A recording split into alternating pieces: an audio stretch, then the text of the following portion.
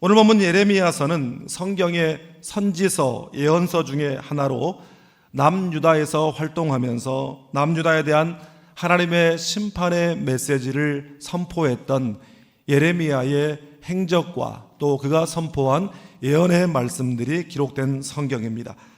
예레미야는 자기 백성을 벌하지 아니하실 수 없는 하나님과 여전히 깨닫지 못하고 있는 백성들 사이에 서서 안타까운 마음으로 눈물을 흘리며 그 예언의 말씀을 선포할 수밖에 없었다고 해서 그를 눈물의 선지자라고 부릅니다.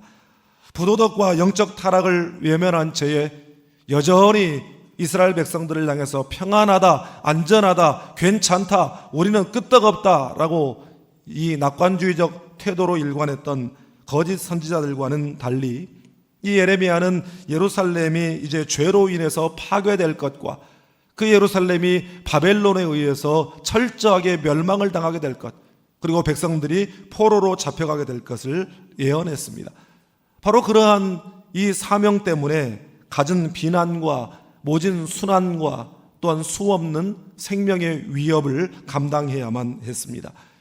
결국에는 이 예레미야의 예언대로 이 예루살렘이 바벨론에 의해서 함락을 당하게 되고, 예레미야는 이제 바벨론에게 항복하는 길만이 살 길이다라고 하는 것을 평소에 이렇게 외친 사람이었기 때문에 바벨론이 이 예레미야를 굉장히 귀하게 여겼습니다. 그래서 바벨론으로 가셔서 왕궁에서 귀한 대접을 받으시든지 아니면 편하실 대로 이렇게 하라고 하자 예레미야는 이 하층민들, 가난한 하층민들과 함께 유다에 남는 길을 선택했어요. 그런데 이 유다에 남아있는 이 백성들이 바벨론이 세운 유다 총독을 살해를 해버리고 이 바벨론에 의해서 그들이 또 반격을 당할 것을 두려워하여 애굽으로 도망을 가고 망명을 가게 되었는데, 그때 이 예레미야를 억지로 끌고 갔습니다. 그래서 예레미야는 끝내 자기 조국으로 돌아오지 못하고 그곳에서 순교를 당하게 됩니다.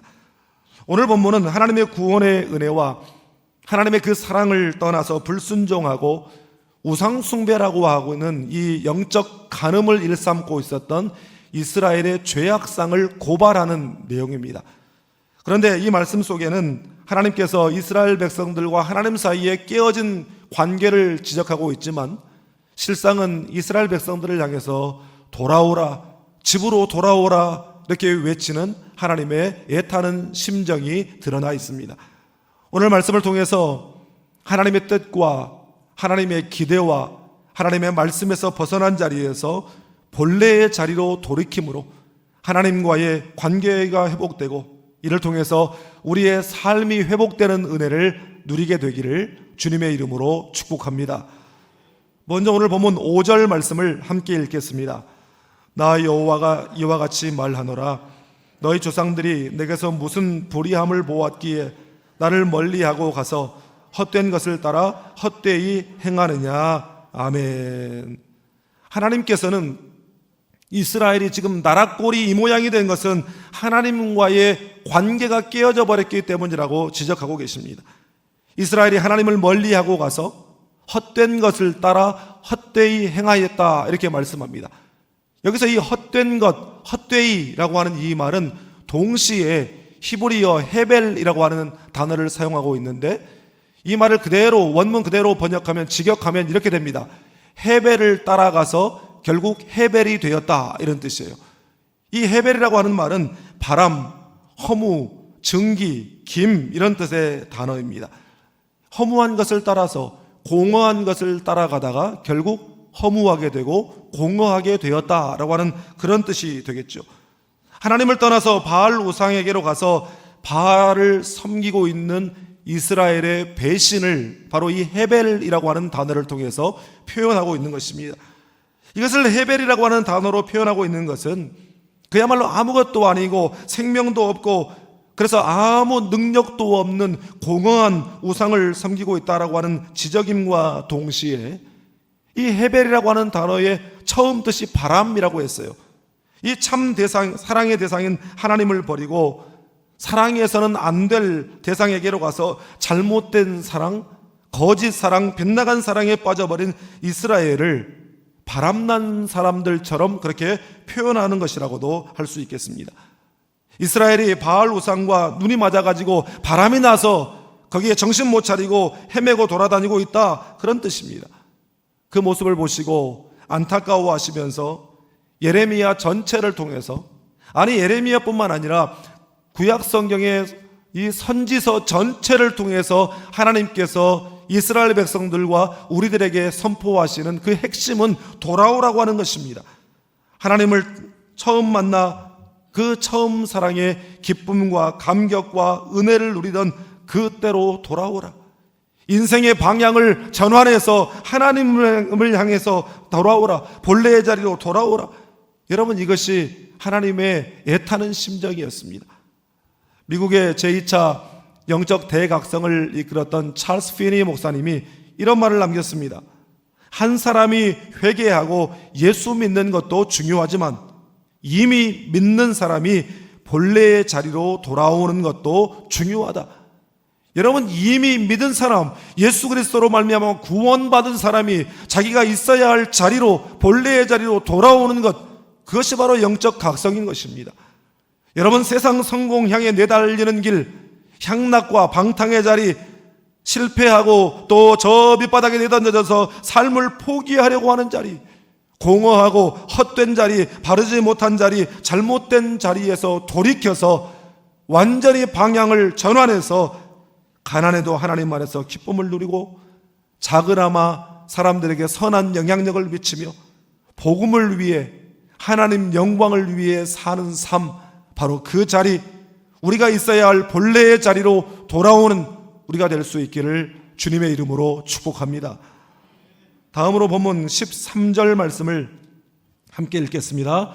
내 백성이 두 가지 악을 행하였나니 곧 그들이 생수의 근원되는 나를 버린 것과 스스로 웅덩이를 판 것인데 그것은 그 물을 가두지 못할 터진 웅덩이들이니라. 아멘. 이스라엘의 두 가지 죄를 하나님이 지적하셔요. 생수의 근원되는 나를 버린 것과 스스로 웅덩이를 판 것이 죄라는 것이에요. 그런데 이 죄는 서로 연결이 되어 있죠. 그들이 하나님을 떠나 우상에게로 갔는데 그것이 바로 생수의 근원되는 하나님을 버린 일이 되었다는 것입니다. 그리고 그 결과 하나님 떠나서 자신이 나름대로 인생을 살아보겠다고 웅덩이를 팠는데 그 웅덩이는 터진 웅덩이였다는 것입니다. 툴리안 차비진 목사가 쓴 Jesus All, 예수님이면 충분합니다 라고 하는 책에 이런 내용이 있습니다.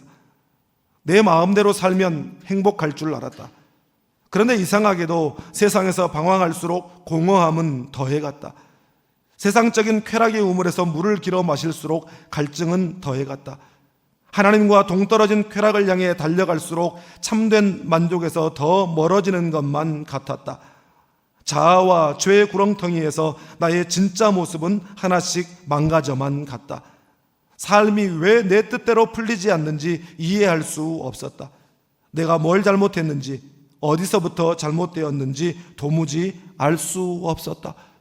여러분, 이게 바로 터진 웅덩이입니다.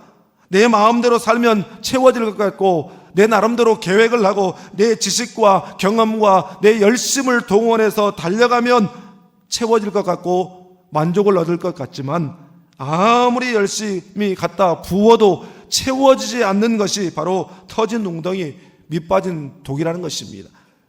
여러분, 터진 웅덩이, 밑빠진 독이라고 해도 채울 수 있는 방법이 있긴 있어요. 그 방법이 뭐냐면 물 새는 속도보다 물을 채우는 속도가 더 빠르면 채울 수가 있습니다. 물론 넌센스죠. 말도 안 되는. 여러분, 밑빠진 독을 채우려면 새는 속도보다 붓는 속도가 더 빠르면 된다라고 하는 이것도 사실은 넌센스입니다. 설령 엄청난 속도로 그 독을 채워서 정말 어느 순간 가득 채워졌다고 해도 여러분, 그게 오래 가겠습니까? 금방 물이 다 빠져서 바닥을 드러내게 되어 있는 것입니다. 잠깐의 만족은 있을 수가 있지만 지속적인 만족은 없어요. 여러분, 이것이 바로 하나님을 떠난 세상 헛된 노력의 그런 공허함이라고 하는 사실입니다. 그런데 진짜 밑빠진 독을 물로 가득 채우는 방법이 있긴 있더라고요. 한 20년 전에 한국에 개봉한 영화 중에 이 조폭들 간의 세력 다툼에 밀린 한 조폭 세력이 한 산사로 도망을 쳐서 그곳에서 벌어지는 해프닝을 담은 코믹 영화가 있었어요. 그런데 이제 조폭들이 절에 들어오니까 이 승려들이 좋겠어요. 어떻게든 내보내려고 하고 그 사람들 어떻게든 눌러 앉으려고 하고. 그런데 주지승이 한 가지 퀴즈를 냅니다. 밑빠진 항아리를 가지고 와서 뭐라고 하냐면 이 항아리에 구멍을 막지 않고 10분 이내에 물을 가득 채우면 내가 절에 있을 수 있게 해주겠다. 이 말에 마음에 내키지는 않았지만 그래도 다른 수가 없으니까 이 조폭들이 양동이에 물을 길러다가 죽으라고 이 연못에서 퍼다가 갖다 부어요. 갖다 붓는 족족 물에 다 빠져나가죠. 10분이 거의 다 되어갈 무렵에 조폭 두목이 무슨 생각이 들었는지 그 깨진 항아리를 이 연못에다가 던져버립니다. 그런데 당연히 거기에 물이 가득 차게 된 것이죠. 여러분, 사실 이게 바로 터진 웅덩이, 밑빠진 독을 채우는 유일한 방법입니다. 생수의 근원 대신은 하나님 앞에 던져져야 된다는 것입니다. 여러분, 인간의 욕구는 노력해서 채워지고 채워져서 해결되는 것이 절대 아닙니다. 마치 바다 한가운데 있어서 목마르다고 바닷물을 떠서 마시는 것과 마찬가지예요. 마시면 마실수록 더 갈증은 극심해지고 더 커져만 가는 것이죠. 여러분, 그러나 생수의 근원 되신 하나님 아버지, 영생하도록 솟아나는 샘물이 되시고 생수의 강이 되시는 우리 주님 예수 그리스도를 만날 때에 인생의 갈증은 해결되는 줄 믿습니다. 나는 여러분의 인생이 생수의 강이 넘쳐 흐르게 되기를 주님의 이름으로 축복합니다. 다윗은 시편 37편 5절 6절에서 이렇게 고백하고 선포했습니다. 함께 읽겠습니다. 내 길을 여호와께 맡기라. 그를 의지하면 그가 이루시고 내 의를 빛같이 나타내시며 내 공의를 정오의 빛같이 하시리로다. 아멘. 인생의 웅덩이를 채우는 비결, 그 채움을 통해서 지속적인 만족을 얻는 비결은 바로 내 인생의 모든 문제들을 하나님 앞에 온전히 맡기고 하나님을 의지하는 것입니다. 사랑하는 여러분, 인생의 터진 웅덩이, 그 밑빠진 항아리를 채워보겠다고 그거 붙잡고 몸부림치지 말고 하나님 앞으로 달려나갈 수 있기를 바랍니다. 우리가 우리의 인생의 문제를 하나님 앞에 온전히 맡기고 전적으로 의지할 수 있는 가장 좋은 시간, 가장 좋은 방법은 바로 새벽제단을 쌓는 것입니다. 여러분, 새벽제단을 통해서 내 인생의 항아리를 온전히 전적으로 하나님 앞에 던져보십시오. 하나님이 채우시고 해결하시고 만족과 기쁨을 허락해 주실 줄 믿습니다. 이러한 은혜를 누리고 살아가는 우리 모두가 될 수 있기를 주님의 이름으로 축복합니다. 마지막으로 본문 2절 말씀을 함께 읽겠습니다. 가서 예루살렘의 귀에 외칠지니라. 여호와께서 이와 같이 말씀하시기를 내가 너를 위하여 내 청년의 때의 인애와 내 신혼 때의 사랑을 기억하노니 곧 씨 뿌리지 못하는 땅 그 광야에서 나를 따랐음이니라. 아멘. 하나님께서 이스라엘 백성들의 그 광야를 지나던 시절을 기억하신다라고 말씀해요. 내 청년의 때의 인애와 내 신혼 때의 사랑을 기억한다라고 말씀하십니다. 이 부분을 NIV 성경은 I remember the devotion of your youth, how as a bride you loved me. 네가 그 젊은 시절에 나에게 얼마나 헌신했으며 또 신혼 때에 신부로서 나를 얼마나 사랑했는지를 내가 기억하고 있다, 이런 뜻입니다. 인애, 이 헤세드를 이 NIV 성경은 헌신이라고 하는 말로 번역했죠. 헌신적인 사랑, 일편단심의 사랑, 다른 데를 돌아보지 않는 사랑을 지금 헤세드라고 하는 단어를 그렇게 표현한 것입니다. 또한 신혼 때의 사랑, 이 사랑이라고 하는 말의 히브리어는 아하브예요. 이 아하바라고 하는 말인데 지금도 히브리인들은 이 사랑이라고 하는 love라고 하는 말을 아하바라고 하는 말로 표현을 해요. 그런데 이 아하바는 어떤 뜻이냐면 모든 것을 주는 사랑, 어떠한 일이 있어도 떠나지 않는 사랑, 열정적인 사랑을 이 아하바라고 합니다. 어떤 성경학자는 하나님께서 이스라엘 백성들을 출애굽시키셔서 시내산에 도착하게 하셨는데 시내산에서 하나님과 이스라엘 백성 사이에 맺은 그 시내산 언약을 결혼식에 비유를 했습니다. 여러분, 그것을 결혼식에 비유한다면 이제 시내산을 출발해서 가나안을 향해서 가는 그 광야의 여정은 신혼여행이라고 할 수 있겠죠. 40년 광야 기간이 바로 그처럼 하나님과 이스라엘 백성 사이에 허니문 기간이었다는 것이에요. 그런데 정작 가나안 땅에 들어가서 그곳에 정착하면서부터, 가나안의 풍요를 누리면서부터 이스라엘은 하나님이 아닌 가나안 사람들이 섬기는 이방 우상인 바알에게로 한눈을 팔기 시작했다는 것입니다. 바람이 났어요. 급기야는 하나님을 떠나 가출을 해버렸어요. 그런데 떠나버린 신부, 그 이스라엘을 향하시는 하나님의 말씀이, 너 어디 그래가지고 잘 살아보자, 너 어디 병이나 확 나야 네가 정신을 차리지, 너도 네 눈에서 피눈물 날이 올 것이다, 그렇게 말씀하신 것이 아니라 내가 너를 위하여 내 청년의 때의 인애와 내 신혼 때의 사랑을 기억하노라. 저는 지난 주간에 이 말씀을 묵상하는데 이 말씀을 대할 때마다 그렇게 눈물이 나요. 아니, 언제 이스라엘 백성들이 광야를 지나면서 하나님 앞에 신실했으며, 언제 하나님 앞에 하나님만 사랑했으며, 언제 하나님 말씀에 순종했습니까? 틈만 나면 불평하고 원망하고 애굽으로 돌아가겠다고 하고 하나님을 믿지 못하고 불순종하고 탐욕하고 40년 광야를 지나는 동안 내내 그랬어요. 그런데 하나님은 그런 이스라엘이라도, 이스라엘이 하나님을 등지고 배반하고 떠나버린 그 상황 속에서도 네가 나한테 잘한 것만 기억해 주시겠다, 하나님 말씀하셔요. 하나님과의 관계를 깨뜨려 버렸는데 그럼에도 불구하고 하나님은 이스라엘을 버리지 아니하시고 내가 너의 그 인애와 사랑을 너를 위하여 내가 기억하노라. 여러분, 이 시간에 하나님의 이 기억하심에 은혜가 없었다고 한다면 저를 포함해서 이 자리에 앉아있을 수 있는 사람, 하나님 앞에 설 수 있는 사람 아무도 없을 것이에요. 여러분, 우리가 그래도 뭘 잘한 것이 있어서, 그래도 고목사가 다른 사람들보다 좀 쓸만해서, 그래도 하나님이 저 인간 없으면 안 되니까 아쉬워서 우리 어떤 자격이나 능력이나 성품을 기억하시는 것이 아니라 우리를 위하여 보혈을 흘려 죽으신 예수님의 그 십자가 때문에 우리를 기억해 주신다는 말씀이에요. 우리가 당신의 독생자의 생명을 맞바꾸어 구속하시고 양자 삼으신 자녀들이기 때문에 하나님 우리를 잊지 아니하시고 기억하신다는 말씀인 줄 믿습니다. 우리가 여전히 하나님 말씀에 불순종하고 하나님 뜻 거스르고 1만 달란트, 그 돈으로 환산도 할 수 없는 엄청난 것을 용서받고 탕감받았으면서 그 100데나리온 얼마 되지도 않은 돈을 빚진 자기 동관을 용서하지 않은 종처럼 그렇게 용서하지 못하고 미워하고 형제에게 원망들을 만한 감정을 끌어안고 있으면서도 거룩하고 경건하게 예배드린다고 나와 앉아있는 그 모습, 저도 마찬가지고 우리 모두 다 그렇지 않습니까? 그런데 하나님이 그런 우리를 기억하신다는 거예요. 하나님의 사랑의 눈으로 우리를 지켜보시고 우리를 향한 하나님의 시선을 거두지 않는다고 말씀하시는 것입니다. 예수님께서 십자가에 못 박히실 때 양쪽에 함께 못 박혔던 강도 중에 한 사람이 주님께 간청했습니다.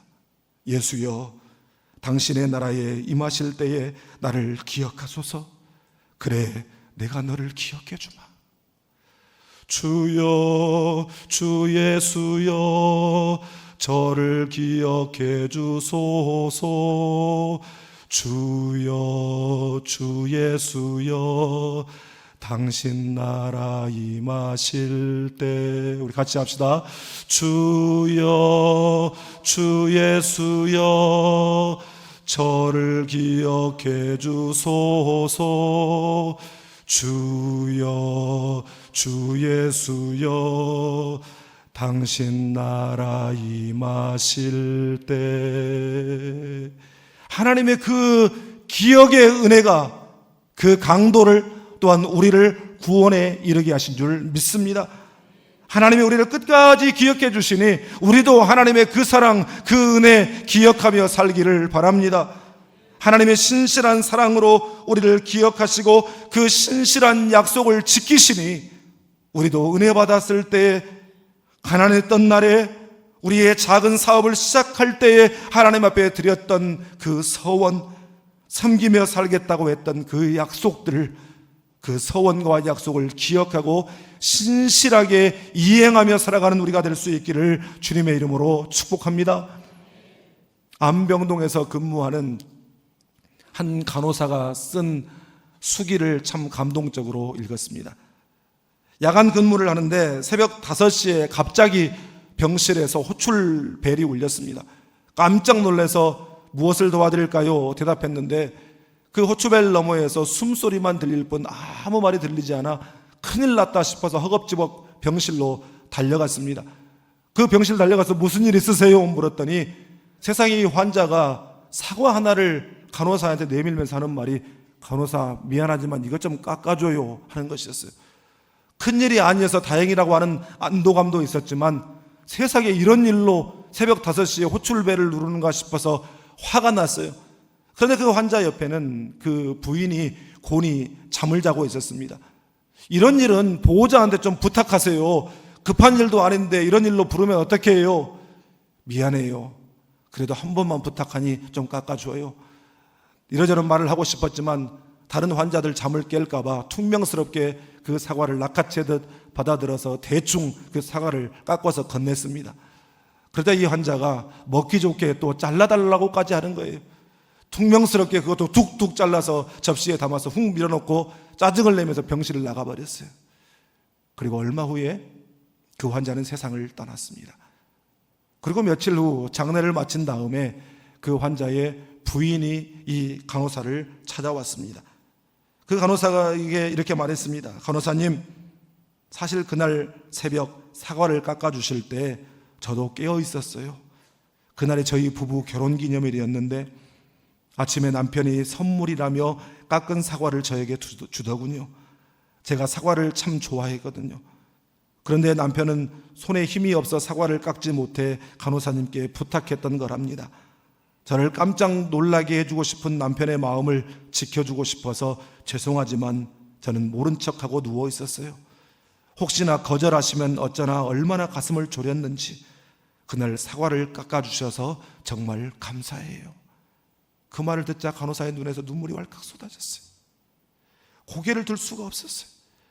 그 새벽 가슴 아픈 사랑 앞에 나는 얼마나 무심하고 어리석었던가. 한없이 인색했던 자신이 너무너무 한심스럽고 실망스러워서 부끄러워 고개를 들 수가 없었어요. 그런데 그 부인이 간호사의 손을 따뜻하게 잡아주면서 이렇게 말했습니다. 고마워요. 남편이 마지막 선물을 하고 떠날 수 있게 해줘서.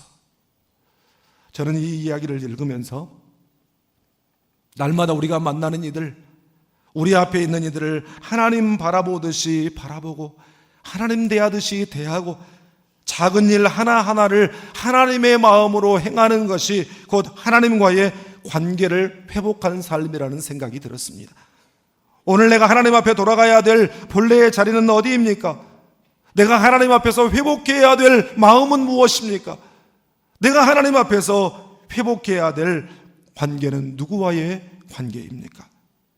부끄러운 모습이라도 내가 너를 기억하노라 말씀하시는 하나님의 그 기억의 은혜 앞에서 우리도 하나님의 그 사랑, 그 은혜를 기억하고 있어야 할 본래의 자리로 돌이킴으로 하나님과의 관계 회복을 통해 우리의 삶의 근본적인 회복을 경험하며 살아가는 우리 모두가 될 수 있기를 주님의 이름으로 축복합니다.